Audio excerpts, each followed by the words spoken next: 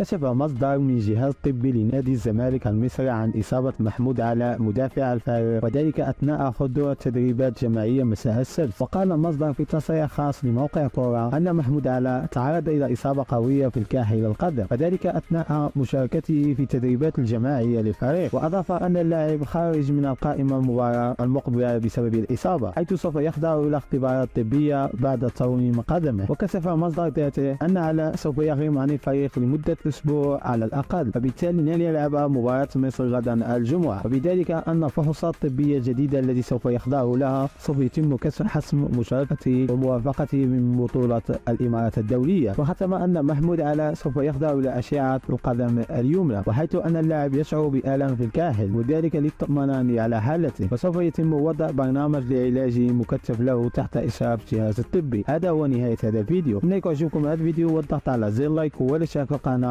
ليصلكم جميع فيديوهاتنا، والسلام عليكم ورحمة الله تعالى وبركاته.